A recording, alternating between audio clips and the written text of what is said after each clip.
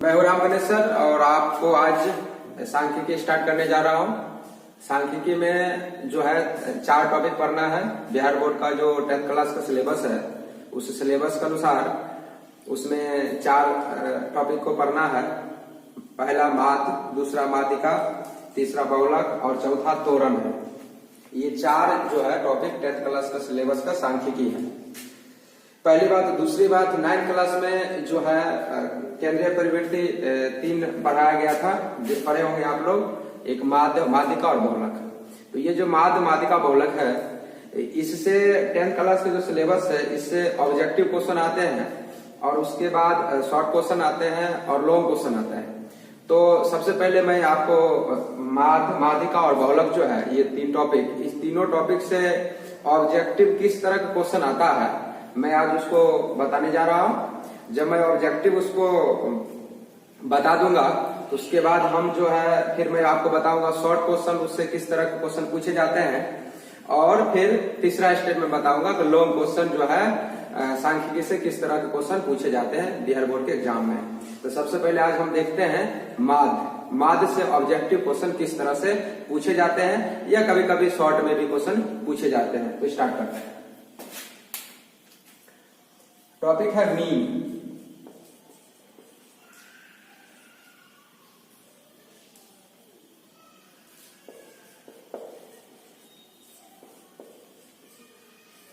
माध्य, इसी को कुछ बुक लिखता है एवरेज, औसत। डायरेक्ट जो है इस पर हम क्वेश्चन बनाते हैं क्योंकि आपसे जो है ये जो माध्य है या औसत है इस पर ये क्या है हमारे डेली लाइफ में, इसका क्या इम्पोर्टेंस है वो विशेषकर इसमें नहीं पूछे जाते हैं। मुख्य रूप से जो है क्वेश्चन पूछे जाते हैं। तो हम क्वेश्चन से ही स्टार्ट करते हैं, देखते हैं कि इससे क्वेश्चन किस प्रकार पूछा जाता है। सबसे पहले ये माध्य या औसत हो, इससे क्वेश्चन किस तरह के पूछे जाते हैं उसको सबसे पहले हम लोग देखते हैं। इसमें जो क्वेश्चन है वो 3 तरह के क्वेश्चन पूछे जाते हैं।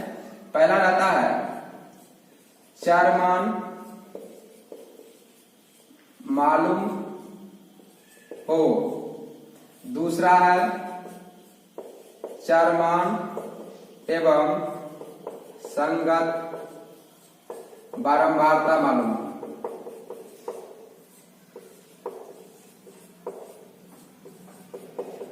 और तीसरा है वर्ग अंतराल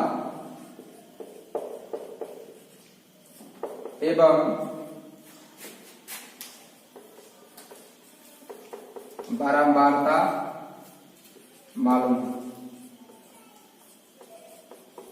तो ये जो माध्य से जो क्वेश्चन आपसे पूछे जाएंगे जिसमें से ऑब्जेक्टिव क्वेश्चन जो पूछा जाता है वह जनरली यहां से रहता है।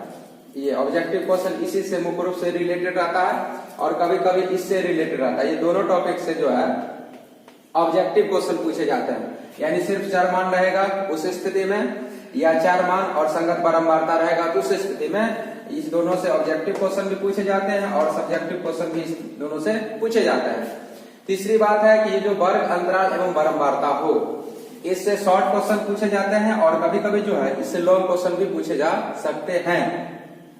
तो माध्य से संबंधित जो क्वेश्चन है आपका 10th क्लास के सिलेबस में, माध्य से संबंधित जो क्वेश्चन है वो आपके सामने जब क्वेश्चन प्रस्तुत होगा तो आपको यही माध्य का कोई भी क्वेश्चन होगा या तो इसके अंतर्गत आपसे पूछे जा रहे होंगे या तो इसके अंतर्गत पूछे जा रहे होंगे या तो इसके अंतर्गत क्वेश्चन पूछे जाते हैं। बस ये 3 जो तरीका है, 3 तरह के क्वेश्चन आपको माध्य से आता है।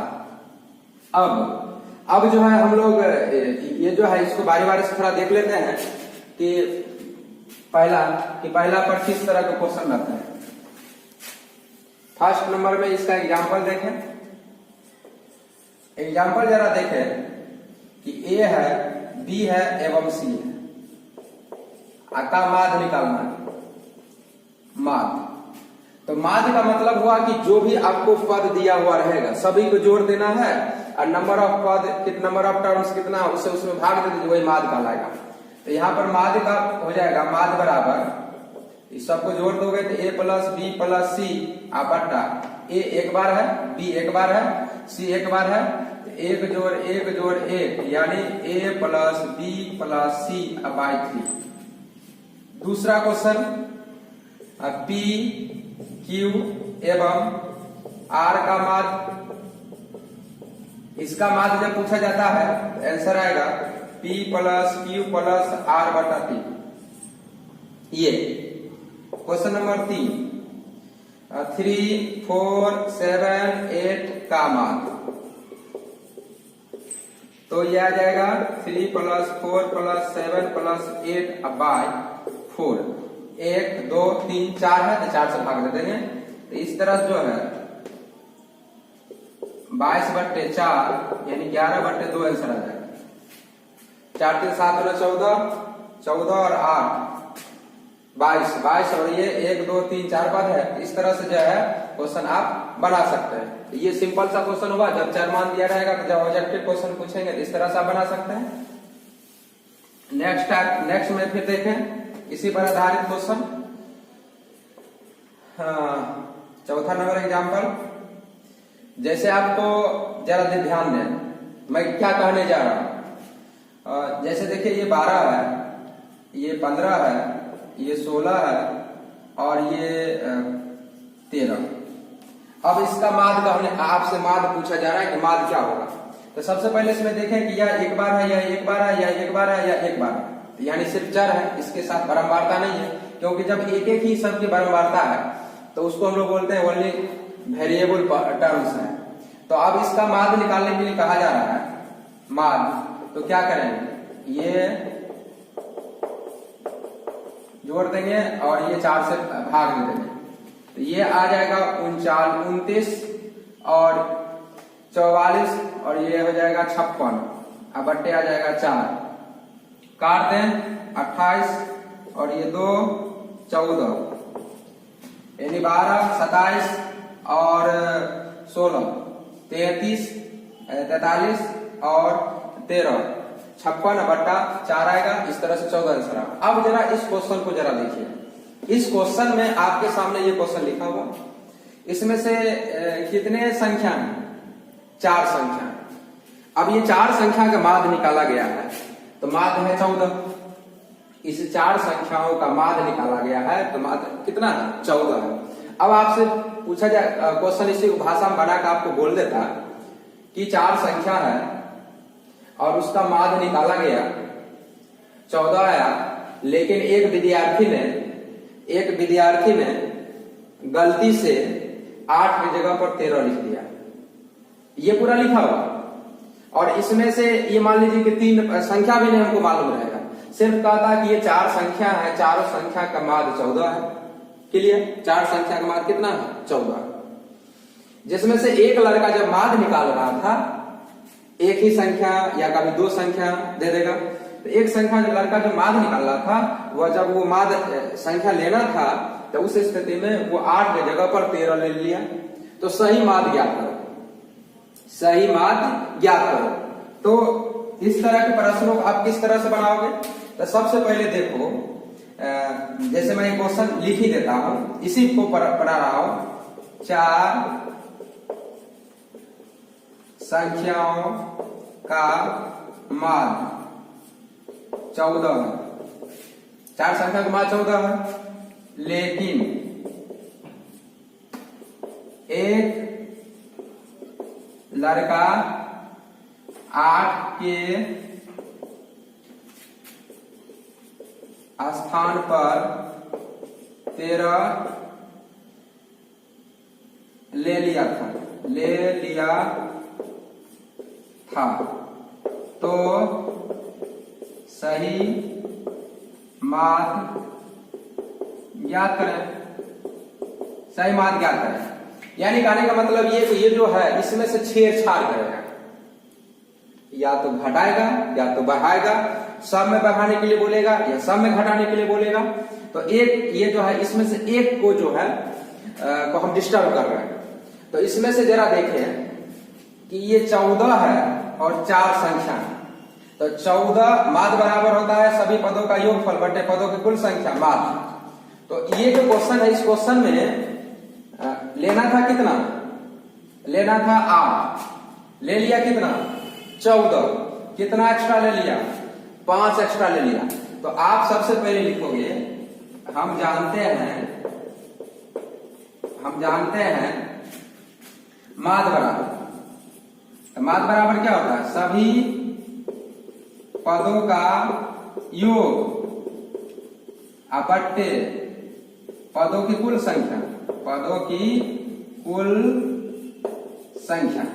अब जरा सोचो, माद की जगह पर हम यहां पर 14 रख देते हैं क्योंकि माद 14 दिया है।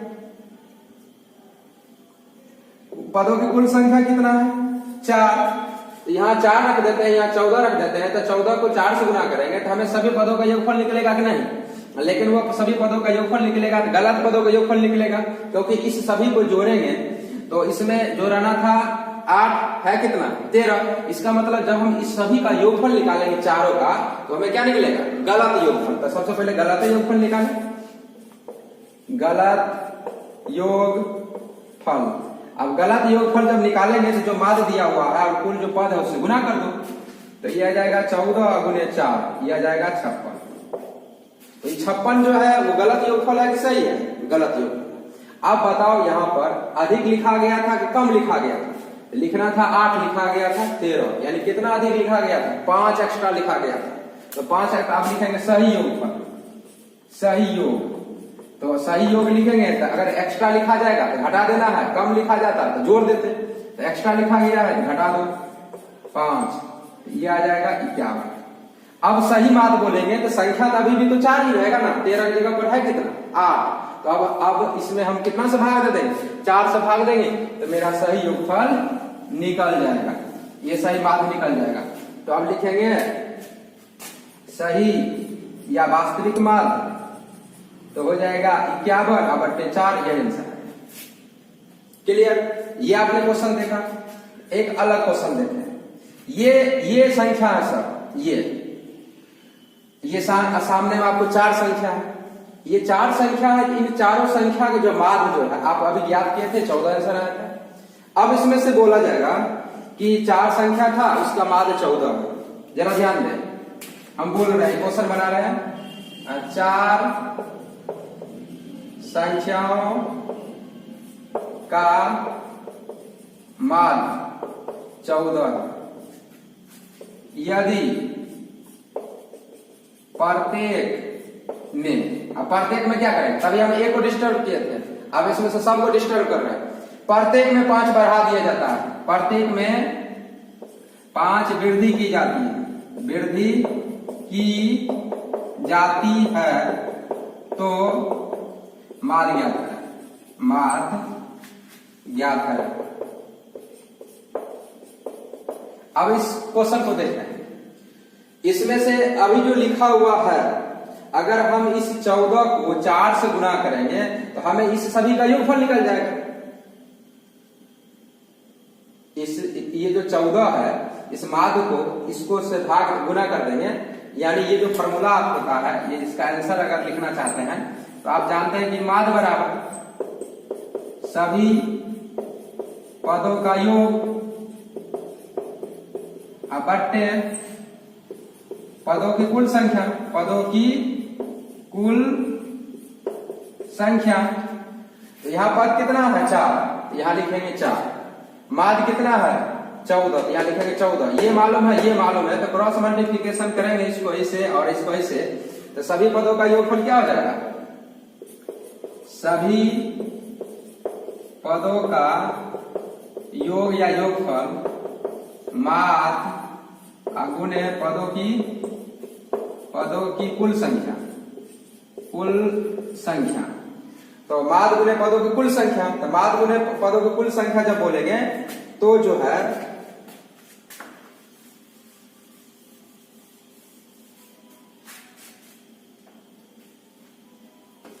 तो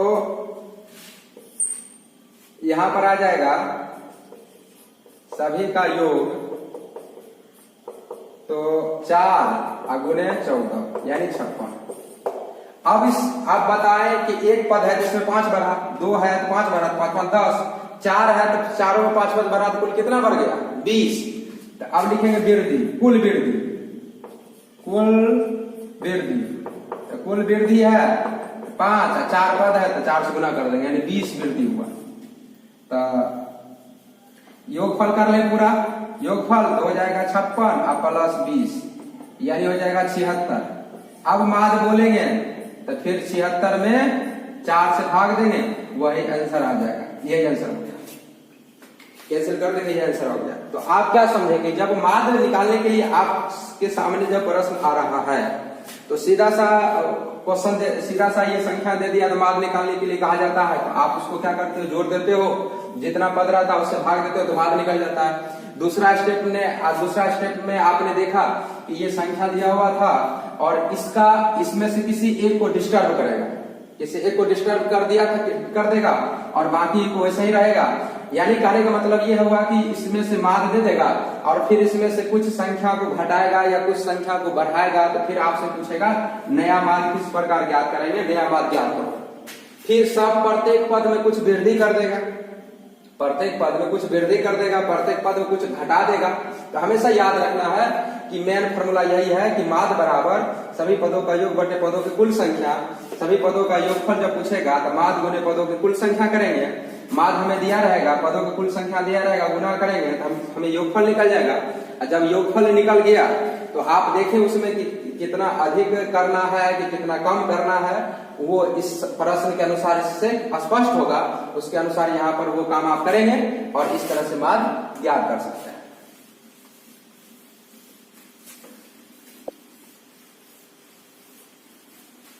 तो अभी आप पढ़ रहे थे कि चर मान जब दिया रहता है तो उसका माध्य हम लोग कैसे निकालेंगे। तो सीधा सा फंडा है, जिसका भी आपको माध्य निकालने के लिए कहा जाएगा उन सभी को जोड़ दो और वह कितना बार है उस सभी को जोड़ के उससे भाग दो तो उसका माध्य ज्ञात हो जाता है। कुछ क्वेश्चन और देखते हैं, जैसे आप एग्जाम्पल के तौर पर कुछ नोट पॉइंट याद रखें। ये जैसे नोट का पहला पॉइंट है कि जैसे x1 है, x2 है, x3 है, x4 का माध्य निकालना का माध्य। अब इसका माध्य निकालना है तो ये चूंकि x है और x का माध्य निकालना है तो इसका संकेत होता है x लिख दीजिए, इसको एवरेज बोलते हैं, x एवरेज बोलते हैं इंग्लिश में, हिंदी में बोलते हैं x औसत। तो ये हो जाएगा, इस सबको जोड़ दीजिए और ये इसमें से 1 2 3 4 यानी यहाँ 4 है तो 4 पद है तो 4 से भाग देते हैं। इसी प्रकार x1 है, x2 है, x3 है, dot dot dot dot xn। तो इसका अगर माध्य निकालना है तो लिखेंगे x बार, तो इस सभी को जोड़ देंगे, इसको जोड़ेंगे तो x1 plus x2 plus x3 plus dot dot dot plus xn और बार यहाँ पर 1 से स्टार्ट है और लास्ट n में हुआ, यहाँ 1 से स्टार्ट था 4 था इसलिए 4 से भाग दी, या 1 से ही स्टार्ट है और n है यहाँ n से भाग दी। ये हो गया। दूसरी बात क्या है इसमें याद रखना है कि ये जो लिखा हुआ है ना इसको संकेत में लिखा जाता है, इस पूरे को ऐसे नहीं लिखे, इसको संकेत में लिखा जाता है। ये x बार इक्वल टू इसको लिखा जाता है सिग्मा, ये सिग्मा इसको पढ़ते हैं और यहाँ जो है x लिखते हैं और बाय n करते हैं। ये स्मॉल n आप दे सकते हैं। जब यहाँ स्मॉल n लेंगे यहाँ स्मॉल n देंगे और यहाँ कैपिटल n लेते तो यहाँ कैपिटल n लेते तो यहाँ कैपिटल n आता है। ये हो गया। कभी कभी बुक में आप ऐसा लिखा हुआ देखोगे, आप ऐसे भी लिख सकते हो और नहीं तो ऐसे लिख सकते हो। ये सिग्मा i इक्वल टू 1 और यहाँ n दे दो और यहाँ xi लिखो और बाय n करो, ये भी सही है। यानी i की जगह को 1 जब दोगे ना तो सिग्मा का मतलब होता है प्लस, जब नीचे वाला दोगे तो फिर प्लस लिखोगे, फिर उसके आगे वाला दोगे तो फिर प्लस लिखोगे, यानी x1 लिखोगे फिर प्लस, x2 लिखोगे प्लस, फिर x3 लिखोगे, डॉट डॉट xn तक जाएगा। तो इसका संकेत ये लिखा जाता है, ये संकेत। तो ये कहां से स्टार्ट होगा, ये जो है कहां से स्टार्ट होगा, तो 1 से स्टार्ट होगा तो नीचे लिखा जाता है और लास्ट कहां से होगा तो ऊपर लिखा जाता है। यहाँ देखिए ये ऊपर लिखा हुआ है, ऊपर n लिखा हुआ है और ये और नीचे 1 लिखा हुआ। अगर यहाँ पे 5 तक लिखा हुआ रहता i इक्वल टू 1 लिखते और n इक्वल टू यहाँ 5 लिखते। तब इस तरह से जो है ये एक शॉर्ट पॉइंट हुआ जो आप आपने अभी देखा।